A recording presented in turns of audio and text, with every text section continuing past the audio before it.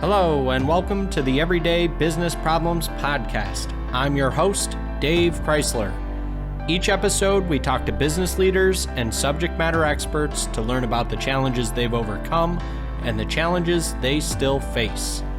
You'll hear fresh insights, real talk, and get inspiration to grow your business.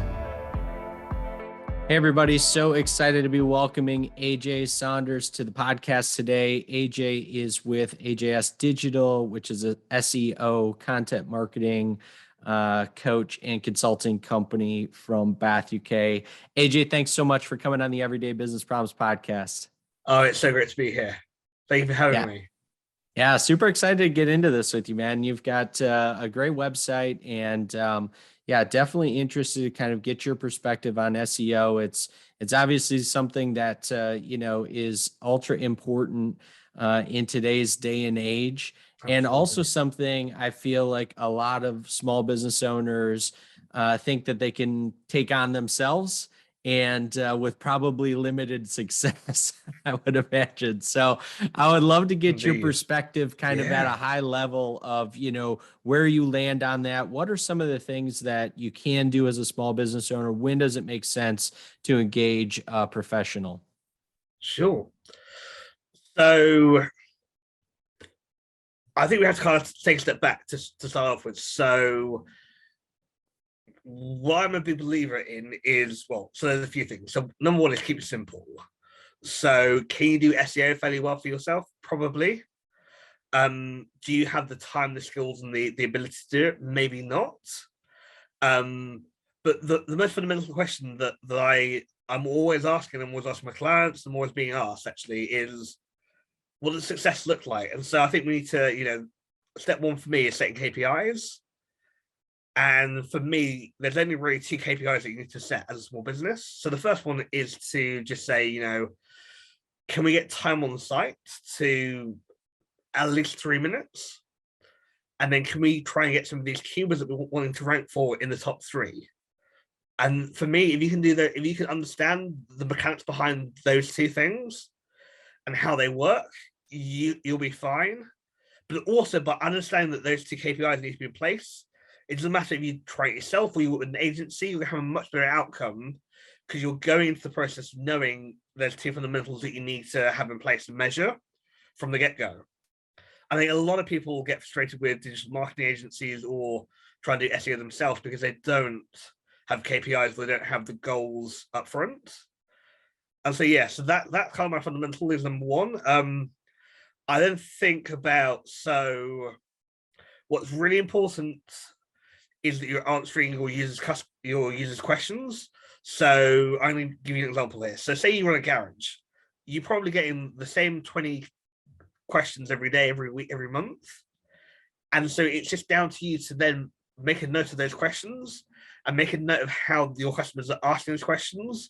Because if you're talking the same language that your customers are, and you're answering the questions in the same way that they're talking to you, you instantly have a much better market fit. And you're instantly going to be much more trustworthy in their eyes. And so it's quite shocking how often I actually say that to people and they say, oh yeah, we ask these 10 questions all the time. And I think, have you produced content around them? Well, no, we haven't, but right. And so, so I always say to people, start with what, the 10 to 20 questions that you ask every week and just make a list of them and then try and answer them in blog posts and then do some psychological tricks on your blog post. So have engaging images, use short paragraphs, write like you would speak to your friend over coffee or over a beer. Don't write academically. That's what a lot of people is the biggest mistake that they make. Is if you write as you're speaking to, a friend over a beer, you're more conversational, you're more engaging, you're more easier to understand. Whereas if you go, such and such auto manufacturer have been around since 1943 and we've been in the same family, blah, blah, blah. It sounds so contrived and so commercialized and so dry. And then you realize, then you might ask yourself, why does no one trust us as a business? It's because how you present yourself. So really do that. And so, the person who connected us is obviously Dan Bennett, who's great at doing this. And me and him talked last year about creating content. And one of the things that we both kind of talked about was, if you're not happy with how you write, be happy with speaking, or you're happy with having conversations, then just grab your iPhone out, and just put it on the table and record yourself speaking, and then use like an AI tool to like Otter to just transcribe it down, and then find a decent editor who can just edit that into a blog post, right? Whereas if you're fine with writing, then just write as you're speaking. And yeah, that to me is, that's fundamentals. So have some decent KPIs, answer the questions that you're getting asked, and create content in the way that people are wanting to talk to you, how you naturally talk. And that's the basis of SEO, essentially, right? Yeah, I mean, that's so many amazing things to kind of unpack in what you just said. I mean, really starting out from, from my perspective, on the KPI side of things, right? You can't change what you don't measure, and you can't impact it if you don't understand where you're starting off at. So being able to to define those KPIs early on, to say, well, where are we at today? Where would we like to be? And then again, from a strategy standpoint and an execution standpoint, taking those steps necessary. So, great way to start start things off there. Totally agree on that one. Yeah. And then the other thing, go ahead. Sorry, the other thing for me, like with KPIs, and I think this is really, really important, is that, me 3, 4, 5 years ago, I would look at analytics, Google Analytics, and there's 1,001 different pieces of information, and I'm like, oh, everything's green, everything's going in the right direction, right? Whereas now I'm looking at probably 1 or 2 metrics every day and going, right, is that headed where, in line with what I expect, or is that not? And everything else is irrelevant. And so it doesn't matter, if I get all these visitors from, Fiji or Honolulu or wherever, right? Because they're not, that's not in line with my KPI. It just doesn't matter. And I think a lot of people, they'll look at something like analytics and they'll get paralyzed by the amount of data. And actually, by having 2 or 3 KPIs that are really, really simple to measure and really easy to measure, they can pick those out and they can go, right, we're heading in the right direction, or we've got some work to do. Right? Yeah. I mean, 100%, right? Because at the end of the day, we're trying to ultimately get to the point that we're driving conversions, right? Yeah. And so, you go back to those kind of what I call vanity metrics, and it doesn't matter if we're talking SEO or if we're talking about, follower count or likes or comments. All of it centers around, if it's not converting at the end of the day, if it's not driving towards a conversion, then what are we really doing with that data? And I think something else you said in there that was really smart, again, completely agree with you on here, but there is so much data to look at and to, have access to, but at the end of the day, cutting that down and narrowing the focus, it's no different than what I tell business owners and leadership teams to do. If, our primary objective is to increase the profitability, okay, that's now a focused attention. We know the activities that go into that. We can concentrate there. We can make strides towards it.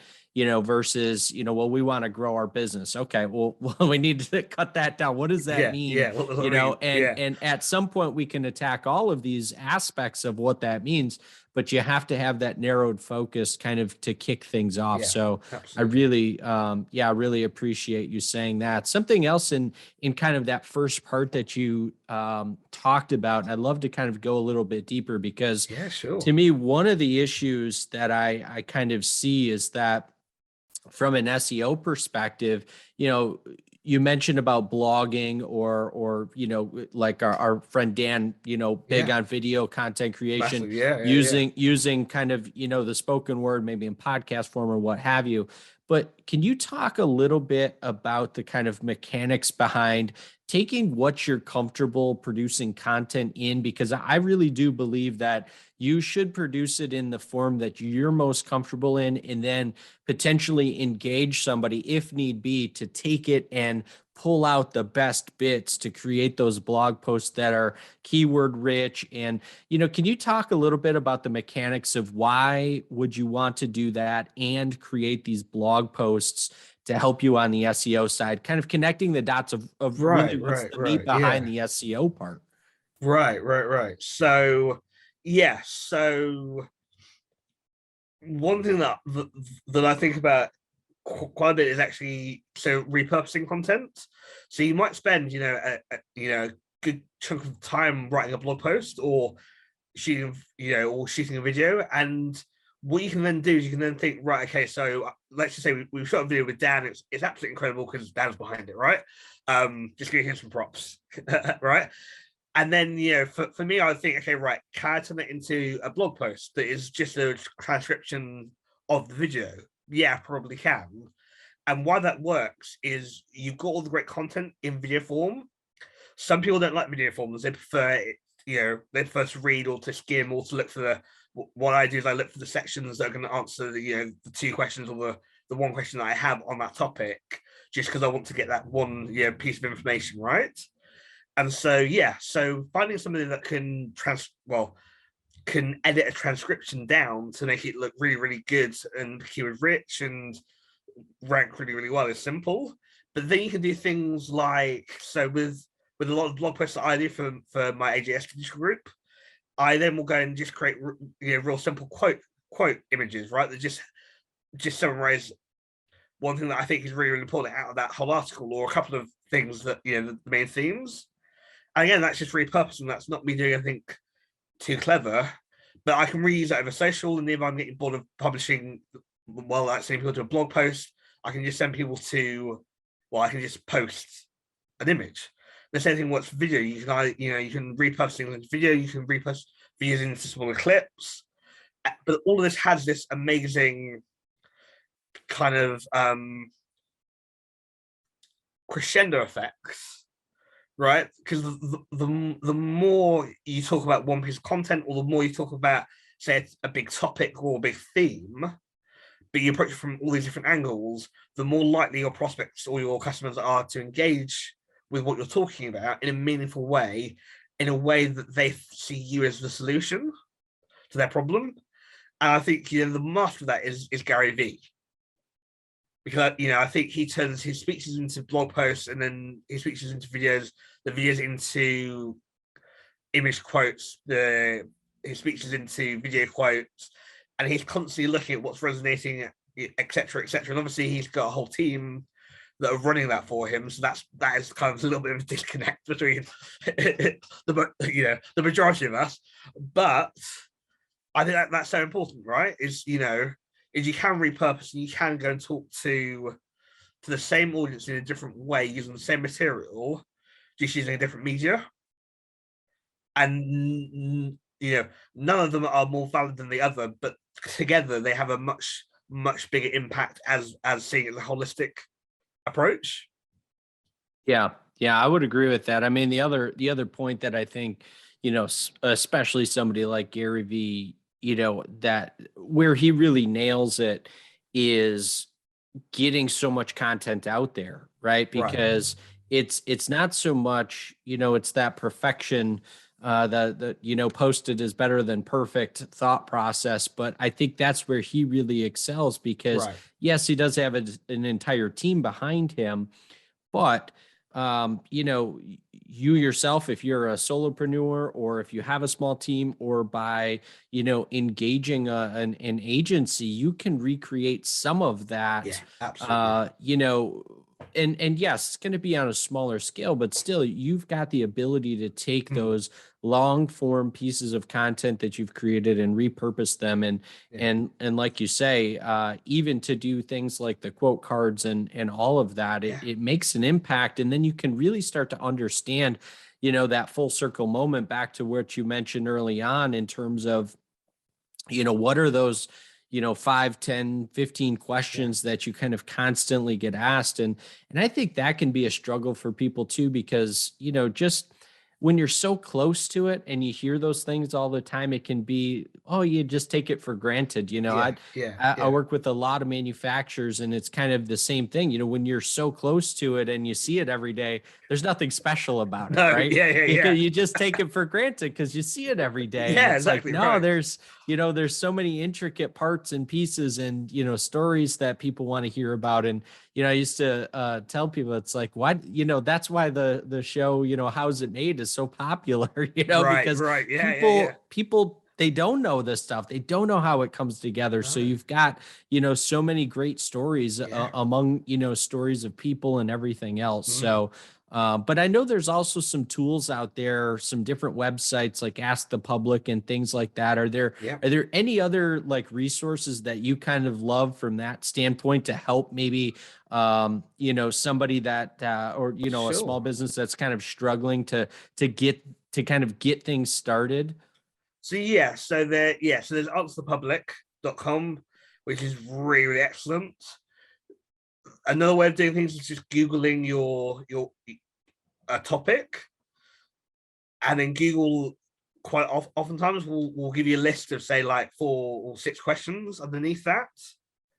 People they'll label it as people also asked or something to that effect, and those can give you a million and one different things. And so you have a whole rabbit hole, and as long as you're copying and pasting those questions into like a Word doc or Google Doc or whatever, right?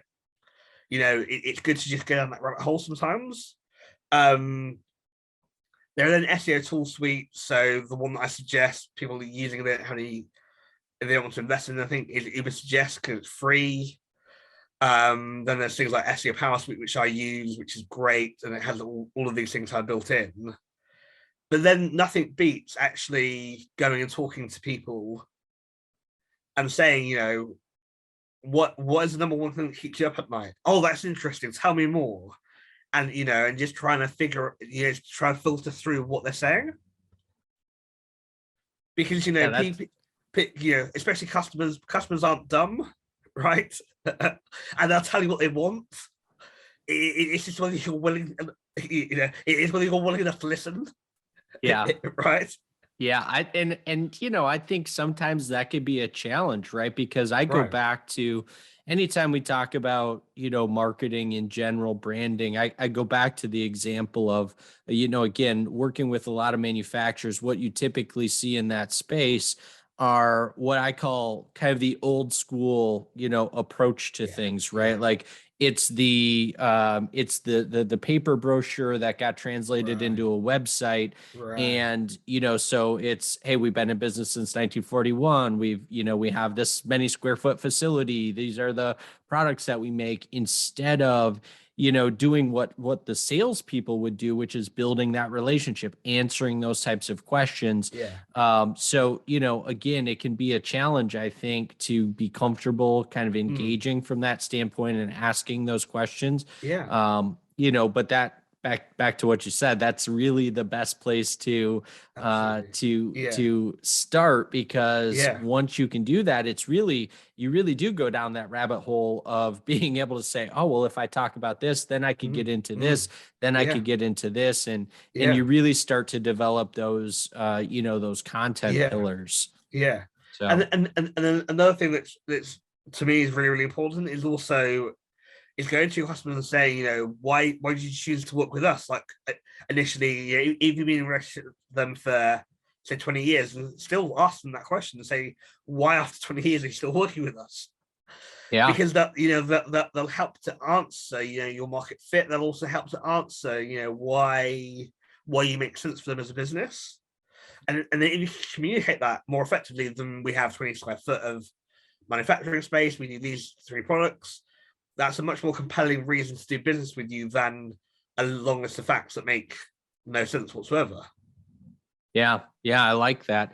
Have you seen, here's kind of an interesting question. I don't think I've Sure. ever asked this of somebody that's in your space, but I'd love to get your takeaway. Just with what you just said there, kind of jumped in my mind. But have you seen a business be successful in taking maybe that customer interview case study style and turning that into well-crafted SEO content, like from a blog post perspective? And how would that, kind of part one, and then if so, how would that work the best in your experience? Sure. So I can think of a tool suite called Hike, HIKE.co, I believe. They're a UK based, and they're essentially an AI-driven SEO tool, right? So they allow small businesses to essentially hire their SEO agency and can bring it all back in-house. So there's pros and cons to their software. I'm not going to get into that because that's not. But I know a lot of what they do is driven by the customer experience and their customer journey. And I think what they've done really, really well is they've been able to kind of point out that you can do your own SEO and you can do your own digital marketing fairly affordably if you're led by somebody or if you're led by process, not by intuition. If that makes sense. Yeah. Right. And so I think what they've managed to do to build out a really, really great software that's process driven and is able to kind of cut a lot of the crap out and be, very authoritative in how it gives you advice. And yeah, I think what they've been able to do is being able to really use that customer information and the customer pain points of agencies of charging or delivering or whatever, and being able to roll that into a software that actually works and works really effectively. Another one that I can think of is CanIRank.com. I believe it's CanIRank.com. They're using like case studies as a way of answering those fundamental questions that the customers have. So again, it comes back to, what are they solving, how they're solving it, and how can they best communicate that. And so for a lot of businesses, actually having case studies where they can communicate how they solve that problem is the best content that they can create, right? And because we're naturally question-driven people, Google is naturally question-driven, even though we don't think about it in those kind of words, right? Or in those kind of terms. So I do think, yeah, if you can think about what problem have you solved for that customer, and that's kind of the fundamental kind of baseline, right? You must have another, well, depending on your business, you may have another 10, 20, 30 million, whatever, right? Customers that will resonate with that case study or that piece of content, who have that issue right here, right now, and you can solve the problem for them. Yeah, I really like that. And the other thing, I guess to me, it's, what you just said there is super profound. I've never really thought about it from that standpoint, but what you just said there in terms of, Google really being there to answer questions, everybody goes there to ask it questions, but you never really think about it from that standpoint, because even just now when you said that, I'm thinking to myself, yeah, because, when you're thinking SEO, you're thinking about, well, what are those keywords that I want to rank for? And you don't necessarily put that into the context of how the question is going to be answered, or how the question is going to be asked from the user perspective. And then how that could ultimately connect the dots, from the Google results to drive, to drive that connection. So that's, I really like that thought process. And getting you in the right frame of mind when you start to think about this stuff, because I think that's maybe at least, personally kind of what I've seen. I think that's a struggle or a pain point of, creating those blogs and trying to do SEO on your own, is you can't quite connect the dots. So you start writing and then it does become much more, of an academic thing, because you are a subject matter expert, but you don't have the tools necessarily to connect those dots. So that's, I really like that you said that. But I guess I come at it from a unique perspective. So I don't see Google as the enemy or the competitor. We're not playing chess against Google. All I see is Google just mimics real life behavior. And so, if I'm trying to connect with you, we're going to have a backwards and forwards. We're going to ask questions of each other. We're going to try and engage in a meaningful kind of way. And that's what I see that Google is trying to mimic, right?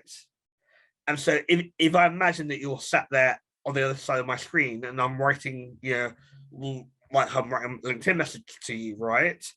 What's the most engaging way to kind of communicate with you? Or, I'm going to try and anticipate what you may ask next and those kind of things. And that's all Google and that's all Bing and etc. are doing, is just trying to anticipate or trying to answer those basic fundamental questions. And so I'm not in competition with Google, but I'm trying to just understand how Google understands human behavior and then adapt how I react or how I think or how I kind of process things to be more in line with that.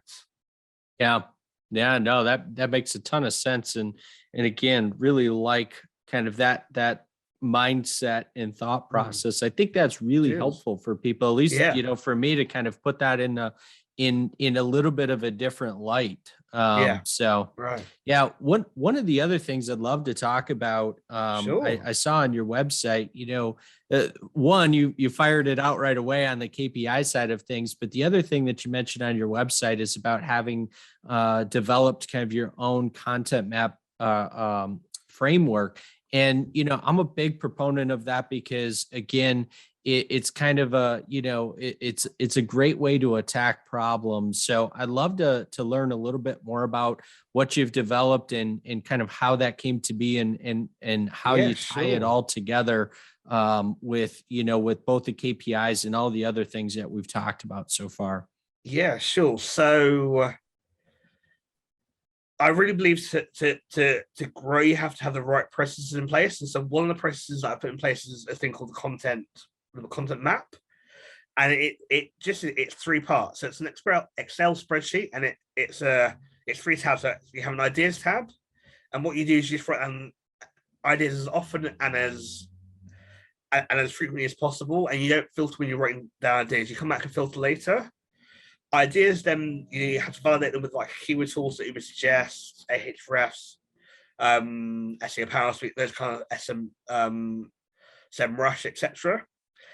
And then what you're doing is you then put yourself on the clock. So you got the drafts tab where you try and put yourself on the clock. So you say, right, I'm going to publish once a week. And so for me, I build that once a month in advance, right? So I know what I'm going to be publishing for the entire month, and then I don't have to think about things, or a couple of months, right? And so that's the drafts tab. But having a drafts tab means that I'm taking everything to the next step, but I'm also giving it a bit more structure. And I have a published tab, which is the third tab, which just contains everything that I've published and when I published it, and I track its performance. So I track things like how many total links it's got, what position the keyword is ranking for, when I last updated it, etc. And so for me, it's just it's three-step process, and it's nice and simple, but it keeps everything organized in one document. And I find that by teaching people, like teaching people on that take the course, I've got $50 course, people that come and do consult, come and do my coaching program with me. The moment they learn it, the moment they can put this structure in place and these processes in place, they tend to skyrocket their traffic, purely because they've got a good fundamental underlying structure in place. And it's just really, really simple. The thing that I've realized, before I've had it and since I've had it, I've gone from getting a couple of hundred visitors a day to getting I think I'm doing about 12,000 visitors a month on one site. So that works out at being about 500-600 visitors a day. That's just one site, right? Yeah. And I don't have to think about where growth is coming from, because I know as I publish more content, or as I write more content, what's going to happen. And so it just means everything is much more structured, much more scalable, and also it reduces the friction. So a lot of people, when I say to them, right, we're going to publish a blog post every week, you see that the fear come across their face. They look terrified. But the moment you say, right, if we put these processes in place, so you think about your customers, you think about what their questions are, what problems you solve, what makes you different, all of these four things, and then how we can roll it into different pieces of content that will resonate with them. And then we kind of structure that into keywords, and we structure that into blog posts or to pages on the website. Then we say, right, we're going to write a new piece every week. Everything then becomes far, far simpler and far easier to actually achieve. And it's just structure. But a lot of people are missing structure. Again, it's like the KPIs, right? Most Yeah. people don't think of KPIs, and they get frustrated with their agency, or they get frustrated with their web developer, because they haven't agreed from day one what success looks like to them, right? Yeah. And again, I'm probably the most unsexiest person, in terms of like how I think about business. Because I think about processes, I think about KPIs, right? But it's the fundamentals that you need to drive everything forward. And I bet you're sitting there praying, thinking, yes, he's saying lots of great stuff that you always say to your clients all the time, don't you? Right? Because I think that's why I enjoy this conversation, because yes, right, it very, very much resonates with all of the the kind of key points that I talk about as well. But I mean, it's, to your point, it's really how you can do more things, get yeah, more things done, be yeah, efficient with them, yeah, better utilize not just your time, but other people's time. And at the end of the day, it's really about just helping you stay yeah, organized with, your thoughts, yeah, because I know for me, and I'm sure for you and a lot of your clients, inspiration strikes at different points in time. And absolutely, while absolutely, you may be on a call with a client or a customer, and they yeah, may be asking you, that barrage of questions. And what you should be thinking is, oh, I got to put this into my ideas tab, yeah, because then you can come back and organize yeah, that yeah, when you have some absolutely, time. One thing I will share with you, I don't know if you're familiar with this tool. It's called Airtable. Have you heard of this I've heard of before? them. Yeah, yeah, Yeah. So I have a similar a similar kind of content all right, cool, structure that I follow, but I really love that tool Airtable, because it's a little bit more in depth than right, Excel, but you right, you have the ability to share it because it's cloud based. You have the ability to right, share yeah, and access it. Like I have it on my mobile phone, so you can right, access it right, right from your right, mobile. And I have right, Excel on my yeah, phone too, but that becomes a bit unwieldy to right, yeah, yeah, yeah, navigate. So yeah. for what it's worth, you may want to check out Oh, that's so Airtable cool. and Yeah, yeah. potentially integrate Oh, well, yeah, I'll your look at doing tool that. Yeah, into yeah, yeah, that, absolutely. because it's a really it's really like Excel on steroids. I really love it. Man, I've been okay. finding all Yeah. kinds of fun ways to utilize it. I don't it's not a sponsored A plug plug, for them. Yeah, but yeah. it's just a tool that again that I For came sure. across, and I so whenever there's a something appropriate like that, I like to share. Yeah, no, But that's absolutely yeah. incredible. Yeah. Yeah. So AJ, as we kind of wind down here, are there any final thoughts that you have? Is there anything that we haven't covered that you're thinking, man, we really need to kind of walk through this part of it, or again, just kind of any final thoughts when it comes to Yeah. creating, that SEO rich kind of engaging content for businesses out there? Yes. So I guess just to highlight a couple of things that I've said. So I think SEO just take a bit of time to get working. So you need to give it a good kind of 6 months to kick in. Number one. Number two, write as you speak, write as engaging as you are. Because, imagine having coffee with a friend, or you're having a beer, or you're eating pizza with your family. You talk to them, you're trying to keep them engaged and keep them interested. Have a plan, have some structure in place, have some KPIs, and always go back to thinking about what the customer wants from you and why the customer should choose you. And if you do all of that, you don't need an agency. You don't need any fancy tools. You just need to keep it simple, and just keep cranking it out.